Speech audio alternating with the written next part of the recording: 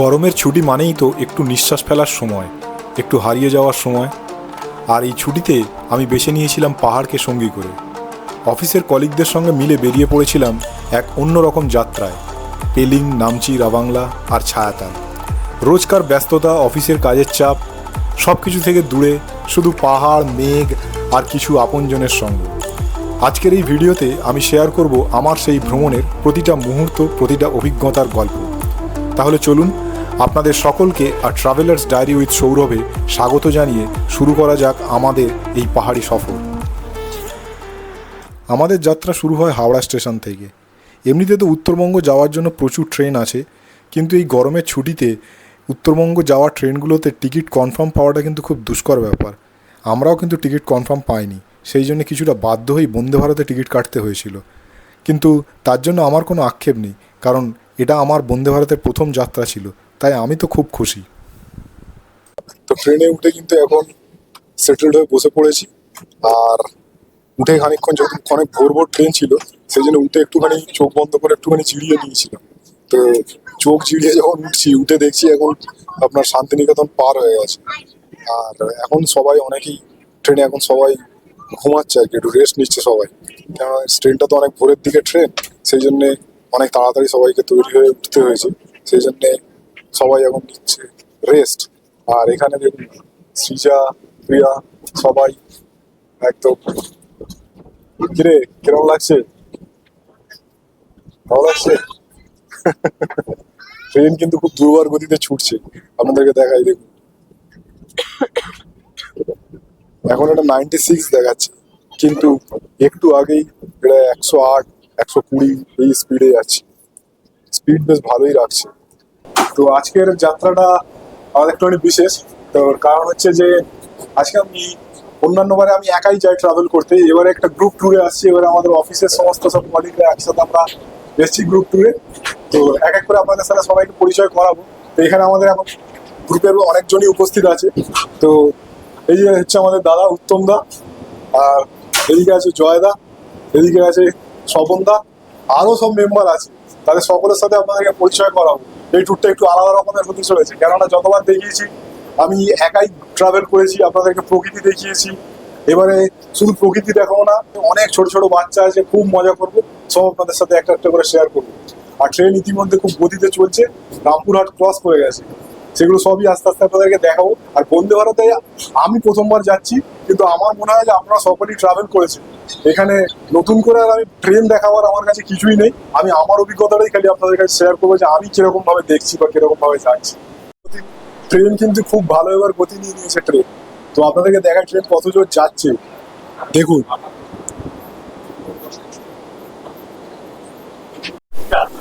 Average speed কিন্তু আপনার 109, 110 এরকম কিন্তু রাখছে।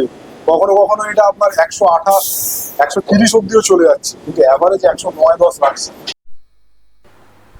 এই এবার আমরা ক্রস করে যাচ্ছি কোলাঘাট।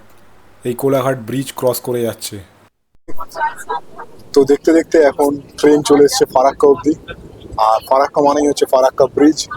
জেনারেলি আমরা যখন অন্যান্য ট্রেনে নর্থ বেঙ্গলের দিকে যাই, তখন ফারাক্কা ব্রিজ যখন ক্রস করি সেটা রাতের দিকে থাকে, সেই জন্য ফারাক্কা ব্রিজটা দেখা যায়। এই বন্দে ভারতের একটা অ্যাডভান্টেজ হচ্ছে যে এটা দিনের বেলাতেই ক্রস করবে, জেগে থাকা অবস্থায় আমরা ফারাক্কা ব্রিজ দেখতে পাবো।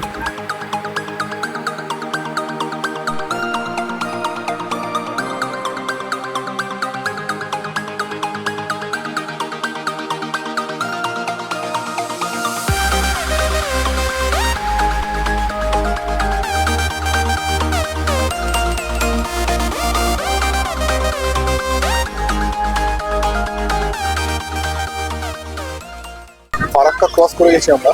আর ফারাক্কা ক্রস করা মানে অফিসিয়ালি এখন আমরা উত্তরবঙ্গে ঢুকে পড়েছি। আর ফারাক্কার ওপারেই হচ্ছে মালদা পড়ে যায়। আর মালদা মানেই কিন্তু আমের শহর বা আমের দেশ। তো এখানে প্রচুর আম বাগান আছে, দেখুন একবার।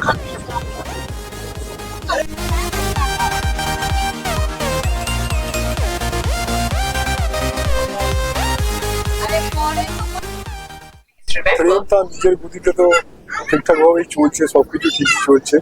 আমরাও সবাই দেখছি বাইরের প্রকৃতির পরিবেশ, ফারাক্কা ব্যারেজও দেখলাম, কিন্তু সৃজার কিন্তু এসব ব্যাপারে কোনো ভ্রুক্ষেপই নেই। সৃজা সেই যে তার ড্রয়িং শুরু করেছে, সেই ড্রয়িং ও করেই যাচ্ছে, ড্রয়িং আরও শেষ হচ্ছে না। ওকে কতবার করে বলছি যে মামা একটুখানি বাইরের দিকে দেখ, কত কিছু যাচ্ছে জিনিসপত্র, সেগুলো দেখ, সে ওর কিছু দেখায় বসে। মামা কিছু একটু দেখ, বাইরের দিকে দেখ একটুখানি, কেন ও কিছু দেখবে। আমি যখন ছোট ছিলাম তখন আমি ট্রেনের ধারে বসার জন্য লাফালাফি করতাম, ট্রেনের দিকে জানলার দিকে তাকিয়েই আমার সারাটা দিন কাটিয়ে দিতে পারি। আর ওকে বলছি ও কোনো ভূতকে দিন ও জানলার দিকে দেখবেই না, আর এইদিকে ঘুরিয়েই যাচ্ছে। তুমি জানলার দিকে বসতে চাইতে ছোটবেলায়? অবশ্যই তাই আমারও খুব শখ যে জানলার ধারে বসবি। এই তুই যখন ড্রয়িং করবি তুই জানলার ধারে বসবি না তো, যেমন ওঠ তাহলে ওখান থেকে আমাদেরকে বসতে দে।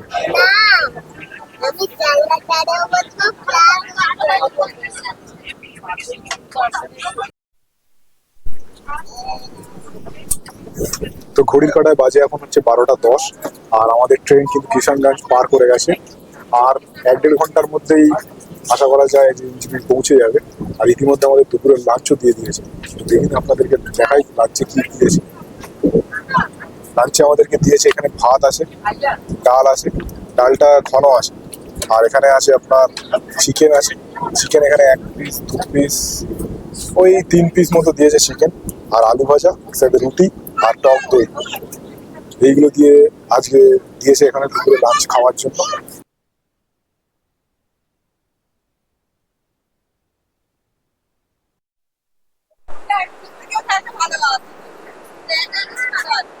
ঘড়ির কাঁটায় বাজে এখন 1:30, আর আমরা পৌঁছে গেছি এখন এনজেপি স্টেশন।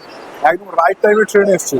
এবারে এখন বাইরে স্টেশনের বাইরে আমাদের গাড়ি অপেক্ষা করছে, যাই দেখি কোথায় সে দাঁড়াচ্ছে গাড়িটা, সেটা আপনাদেরকে গিয়ে দেখাবো। তো চলুন এইবার আমরা বেরিয়ে যাবো। আমাদের ফুল টিম পুরো নেমে পড়েছে, এই যে সবাই নেমে পড়েছে। কিরে বল, কিছু বল। আচ্ছা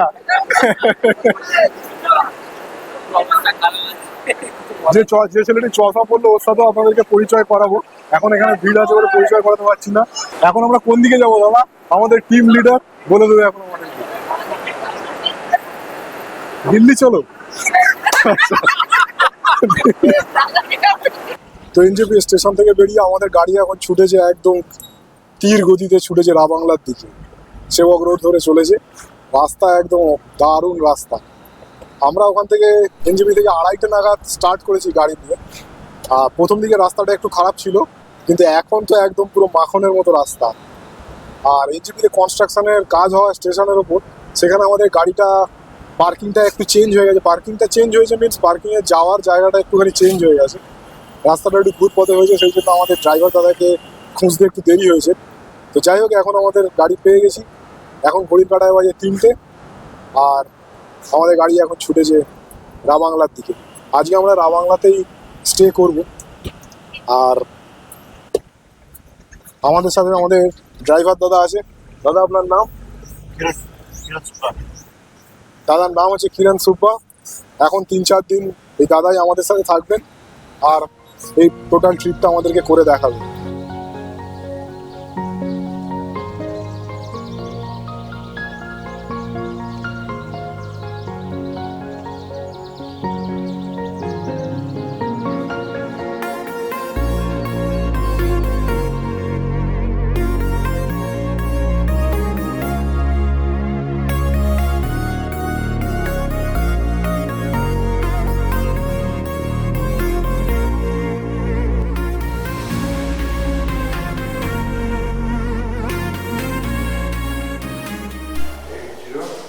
তো আমরা এখন চলে এসেছি রাবাংলাতে হোটেল ত্রিকায়া রিট্রিটে এসে গেছি।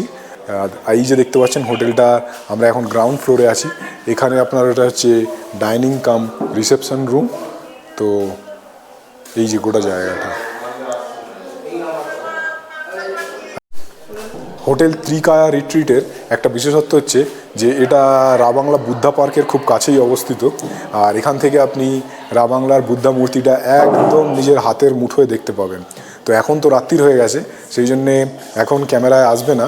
দিনের বেলা আপনাদেরকে দেখাবো আমাদের রুম থেকে কীরকম বুদ্ধা পার্কটা পরিষ্কার দেখা যাচ্ছে, বুদ্ধের মূর্তি। তো এটা এই রাবাংলা তে আপনার ত্রিকায়া রিট্রিটের একটা বিশেষ পাওনা। আর এর ফোন নাম্বার আর কন্ট্যাক্ট ডিটেলস আমি আমার ডেসক্রিপশানে দিয়ে দেবো। এই যে সব এখানে একসাথে আড্ডা দিচ্ছে। দাদা বলুন কিরকম লাগছে? আজকে হঠাৎ করে আমরা তো 48 ডিগ্রি থেকে আজকে 16 ডিগ্রিতে পৌঁছেছি। আচ্ছা,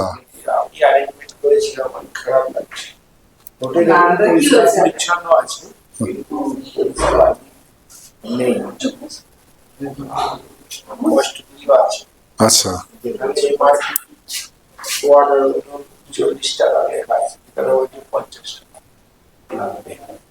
খালি একটাই বেনিফিট, যেখান থেকে বুদ্ধা পার্কটা খালি দেখা যাচ্ছে, তাও সব রুম থেকে নয়, সব রুম থেকে দেখা যাচ্ছে না। প্রথমবার বলুন আজকের দিনের অভিজ্ঞতা আপনার কিরকম লাগলো? এই আমাদের অফিসের সহকর্মীদের সঙ্গে ট্রিপটা করলাম, খুবই ভালো লাগলো। এখনো ট্রিপটা সম্পূর্ণ হয়নি, আজকে সবাই জাস্ট প্রথম দিন, এখনো অনেকটাই বাকি। কিন্তু যে সূচনা পর্বে অনেক কিছু বোঝা যায়, সেই হিসেবে এই পর্বের আসার যাওয়ার এবং সবাই একসঙ্গে একটা বন্ডিং, সেই মুহূর্তে আমাদের খুবই ভালো লাগছে। আগামীকাল থেকে আমাদের আসল সফরটা শুরু হবে। এখানে জায়গা তো খুবই ভালো, বুদ্ধ পার্ক আছে, এই ঘর থেকে যে করে আমরা বসে আছি, সেই ঘর থেকে বুদ্ধ পার্কে যে বর্তমান আলো আকারে পরিবেশে যে মূর্তিটা প্রস্ফুটিত হয়েছে, অত্যন্ত দৃষ্টিনন্দন এটা। তো আমাদের এখন এখানে খেতে দিয়ে দিয়েছে, এই আমরা সবাই বসে পড়েছি খেতে। এই যে অনেক বড় জায়গা, বিরাট মানে প্রচুর জন সবাই মিলে খাচ্ছে একসাথে, আমাদেরকেও দিয়ে গেছে। আজকে এখানে খাবারে আমাদেরকে দিয়েছে রাইস দিয়েছে আর চিকেন কষা দিয়েছে। কুয়াশা এবং বৃষ্টির কারণে বুদ্ধা পার্ক না দেখেই আমাদেরকে রাবাংলা ছাড়তে হয়। পরের দিন সকালবেলা আমরা বেরিয়ে পড়ি নামচি চারধাম দেখার উদ্দেশ্যে। সমুদ্রপৃষ্ঠ থেকে প্রায় 5500 ফুট উচ্চতায় অবস্থিত নামচি শহর থেকে প্রায় 5 কিলোমিটার দূরে সোলোফোক পাহাড়ের চূড়ায় অবস্থিত হচ্ছে এই নামচি চারধাম। আর এটা হচ্ছে নামচি চারধামের এন্ট্রান্স গেট।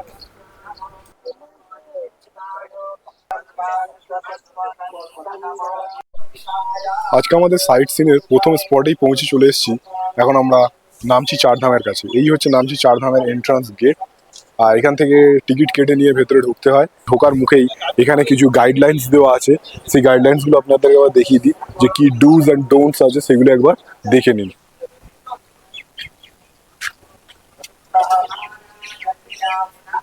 দেখলেন যেমন হচ্ছে এখানে রং পার্কিং এর জন্য কিছু ফাইন আছে, তারপরে স্মোকিং করা একদমই বারণ। এর সাথে সাথে এখানে আর একটা জিনিস দেওয়া আছে, যেটা হচ্ছে যেমন এখানে কোন সময় কি পুজোর ব্যবস্থা আছে সেটার একটা ডিটেলস দেওয়া আছে। তো আপনারা যখন এখানে আসবেন তো এটা দেখে আপনারা সেই অনুযায়ী আপনারা কাজ করতে পারবেন। এই হচ্ছে চারধামের এন্ট্রান্স গেট। আর এখানে দেখুন টিকিট কেটে আপনাকে ঢুকতে হবে। তো টিকিটের মূল্য হচ্ছে এখানে 50 টাকা করে, আর 10 বছরের নিচে বাচ্চাদের জন্য হচ্ছে আপনার টিকিটের কোনো পয়সা লাগবে না।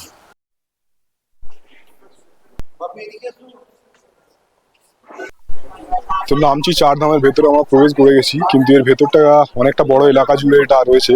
তো এখানে ঢুকতে গেলে কিন্তু প্রথমে আপনাকে জুতো জমা রাখতে হবে, জুতো জমা রেখে খালি পায়ে আপনাকে যেতে হবে। তো এখানে এরকম অনেক কাউন্টার আছে, এই কাউন্টারগুলোতে জুতো জমা রাখতে হয়। এরকম পরপর পরপর সব কাউন্টার রয়েছে, এখানে জুতো জমা রেখে এবার আপনাকে ওইদিকে সামনের দিকে এগিয়ে যেতে হবে।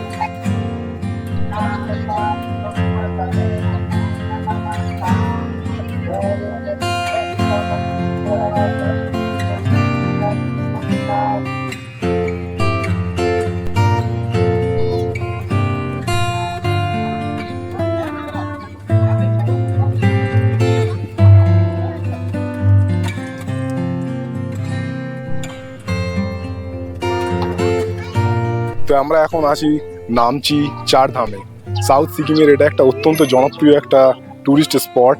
আর আমার পেছনেই দেখতে পাচ্ছেন সেই 108 ফুট উচ্চতা সেই দীর্ঘ সিদ্ধেশ্বর মূর্তি। আর এখানে 4 ধামের রেপ্লিকা মূলত তুলে ধরা হয়েছে। এটা আপনার সাউথ সিকিমের সোলোফোক পাহাড়ের চূড়ায় অবস্থিত হচ্ছে এই 4 ধাম। আর এখানে আপনি দেখুন যে 4টে ধামের রেপ্লিকাকে তুলে ধরা হয়েছে। এই আমার আঙুলের সোজাসুজিটা হচ্ছে জগন্নাথ ধাম, এটা বদ্রীনাথ, ওটা হচ্ছে রামেশ্বরম, আর আমার এই ডান দিকে এদিকে আছে আপনার দ্বারকা। এছাড়াও এখানে আপনার 12টা জ্যোতির্লিঙ্গের রেপ্লিকা রয়েছে। শ্রী জগৎগুরু শঙ্করাচার্য স্বামী স্বরূপানন্দ সরস্বতী 2011 সালের 8ই নভেম্বর এই সিদ্ধেশ্বর ধাম প্রতিষ্ঠা করেছিলেন, যাকে এখন আমরা নামচি চারধাম বলছি। এটা প্রায় 29 হেক্টর এলাকা জুড়ে বিস্তৃত। সিকিমের তৎকালীন মুখ্যমন্ত্রী পবন চামলিংয়ের উদ্যোগে এই তীর্থক্ষেত্রটি গড়ে ওঠে, যা আজকে কিন্তু সিকিমের একটা অন্যতম ট্যুরিস্ট স্পট। এইটা চারধামের মধ্যে এটা হচ্ছে দ্বারকা টেম্পলের রেপ্লিকা, যেটা গুজরাটে অবস্থিত দ্বারকা। এটা হচ্ছে রামেশ্বরমের রেপ্লিকা।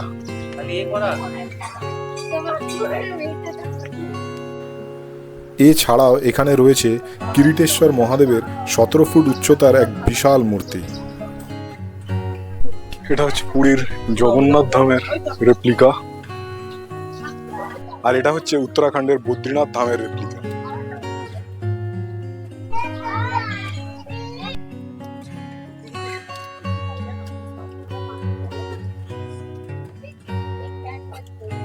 এখন আমরা চলে এসেছি রোজ গার্ডেনে। তো এখানে রোজ গার্ডেনে এন্ট্রি ফিজ হচ্ছে 50 টাকা করে, রোজ গার্ডেনের এন্ট্রি ফিজ। আর এখানে চারিদিকে বিভিন্ন রকমের রোজ আছে।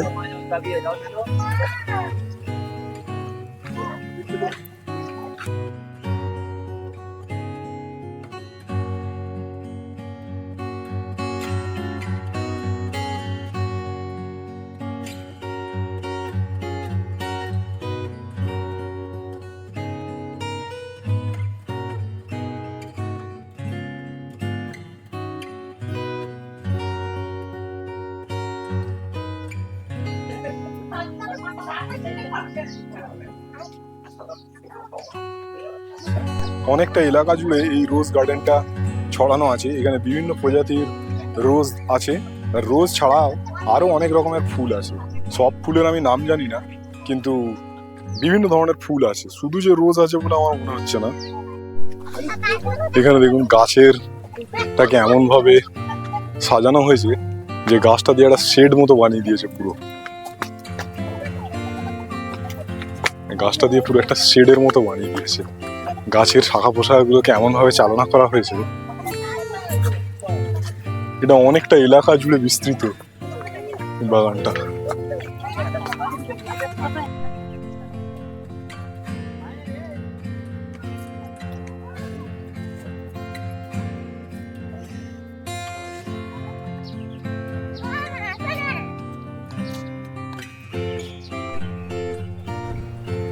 রোজ গার্ডেন দেখার পরে আমরা চলে আসি সাই টেম্পল দেখার জন্য। সাই টেম্পলটা কিন্তু দেখতে বাইরে থেকে অসাধারণ সুন্দর দেখতে লাগছিল, কিন্তু আমরা যখন গিয়েছিলাম তখন মন্দিরটা খোলা না থাকার ফলে আমরা ভেতরে ঢুকে দেখতে পারিনি। তবে এখানে কিন্তু ঢুকতে গেলে প্রবেশ মূল্য লাগে, এন্ট্রি ফিজ আছে এখানে। চারপাশটা কিন্তু খুব সুন্দরভাবে সাজানো এই মন্দিরটার। আমরা খানিকক্ষণ বাইরেটা একটু ঘোরাঘুরি করে দেখে তারপর বেরিয়ে যাই আমাদের পরের গন্তব্যস্থলের দিকে।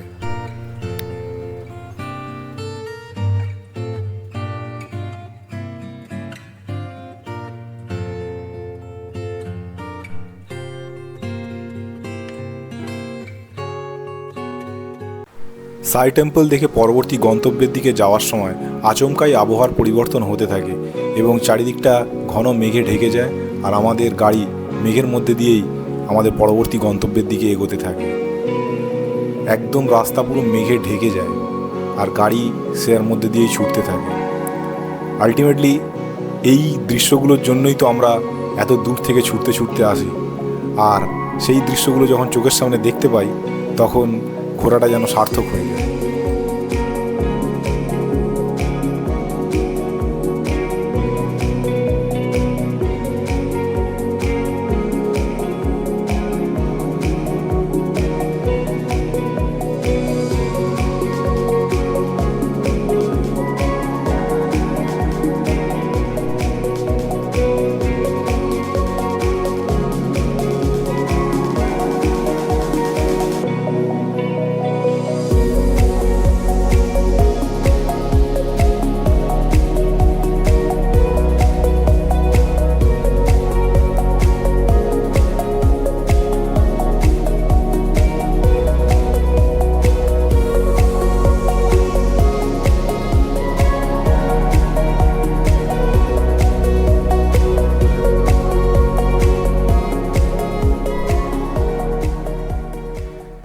ফাইনালি আমরা পৌঁছে যাই আমাদের আজকের দিনের শেষ গন্তব্যস্থল টেমি টি গার্ডেনে।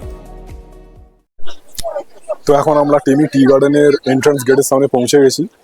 তো টেমি টি গার্ডেন হচ্ছে সিকিমের একমাত্র হচ্ছে টি গার্ডেন, তো সেই জন্য এর জনপ্রিয়তাও অনেক বেশি। আর প্রচুর মানুষ যারা সিকিমে ঘুরতে আসে এই সাউথ সিকিমের দিকে, তারা এই টেমি টি গার্ডেন একবার না একবার ভিজিট করে। তো আমরাও চলে এসেছি। এই হচ্ছে টিকিট কাউন্টার, এখানে 40 টাকা করে টিকিট দিয়ে ভেতরে ঢুকতে হবে। এখানে জিপ লাইনও হয়। আমি জিপ লাইন কোথায় হয় আমি কাউকে দেখতে তো পেলাম না জিপ লাইনে করে কেউ যাচ্ছে, কিন্তু লেখা আছে জিপ লাইন বলে। এইসব একে একে ঢুকছে এবার টেমি টি গার্ডেনের দিকে। সব আমাদের পুরো টিম যাচ্ছে এবার। এখন দেখা যাবে টেম্পলি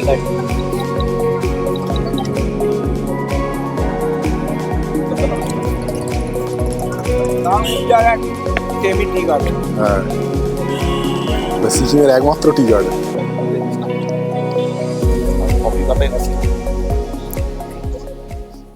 আমাদের প্রচুর বড় টিম, একে একে সবাই এসছে। আর এইদিকে আই লাভ টেমি, বিরাট এলাকা জুড়ে বিস্তৃত এই টেমি টি গার্ডেন। এখানে যে চায়ের গাছগুলো রয়েছে সেই চায়ের গাছগুলো এখনো খুব একটা বড় হয়নি, ছোট ছোট গাছ হয়ে রয়েছে।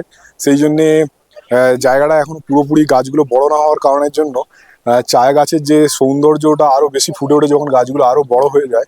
তো গাছগুলো এখন ছোট ছোট আকারে রয়েছে। এগুলো বড় হলে আরো ভালো বেশি সুন্দর দেখতে লাগবে।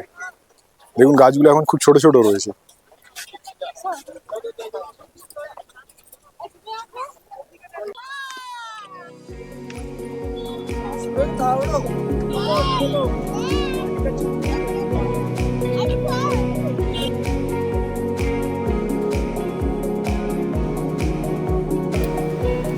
এর পরের দিন আমরা এখান থেকে চলে গিয়েছিলাম ছায়াতাল। তো ছায়াতালে আমরা কি দেখলাম, কিরমভাবে আমরা সকলে মিলে ঘুরলাম, কোথায় থাকলাম, কি খেলাম, সেই সমস্ত ভিডিও নিয়ে আসবো আগামী পর্বে। ততদিন ভালো থাকুন, সুস্থ থাকুন আর দেখতে থাকুন আর ট্রাভেলার্স ডায়েরি উইথ সৌরভ।